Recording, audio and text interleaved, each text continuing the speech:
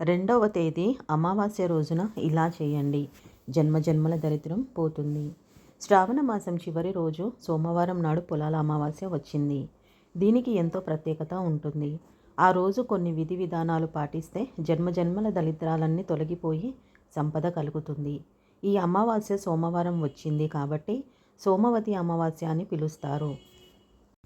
పూర్వీకుల ఆత్మశాంతి కోసం, తమ పిల్లల సంతోషం కోసం మహిళలు ప్రత్యేక వ్రతాలను ఆచరిస్తారు. జన్మజన్మల దోషాలు తొలగిపోయి అఖండ ఐశ్వర్యం ప్రాప్తించాలంటే ఆ రోజు ఏం చేయాలో మనము ఈ వీడియోలో ఇప్పుడు తెలుసుకుందాము. గ్రామదేవతల ఆలయాలకు వెళ్ళి పెరుగన్నం నైవేద్యంగా పెట్టాలి. గ్రామదేవతకు నిమ్మకాయల దండ వేసిన, నిమ్మకాయ దీపాలు వెలిగించిన, కుంకుమ సమర్పించిన కష్టాలన్నీ తీరిపోతాయి. ఎద్దుకు ఆహారం తినిపిస్తే మనసులో కోరికలన్నీ నెరవేరుతాయి. ఎద్దుకు బెల్లం ముక్క తినిపించిన, లేదంటే బెల్లంతో తయారు చేసిన పదార్థాలు తినిపించిన దోషాలన్నీ తొలగిపోతాయి.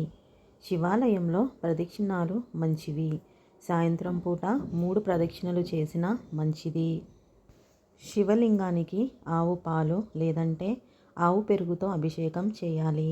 దీనివల్ల దీర్ఘకాలిక అనారోగ్య సమస్యలు తొలగిపోతాయి. అభిషేకం చేసే సమయంలో బాలాంబికేశ వైద్యేశ భవరోగహర్యే తిచ అంటూ 3 నామాలు చదవాలి. కుటుంబ సభ్యులంతా అష్టైశ్వర్యాలతో తులతూగాలంటే రావి చెట్టు చుట్టూ 108 ప్రదక్షిణలు మహిళలు చేయాలి.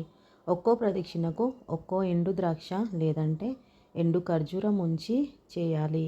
ప్రదక్షిణలు పూర్తయిన తర్వాత వాటిని భక్తులకు పంచిపెట్టాలి. దీన్ని సోమవార వ్రతం అని కూడా పిలుస్తారు. ఈ వీడియో కనుక మీకు నచ్చినట్లయితే లైక్, షేర్, సబ్స్క్రైబ్ చేసుకోండి. మరొక మంచి వీడియోతో మళ్ళీ కలుద్దాము. శ్రీమాత్రే నమః.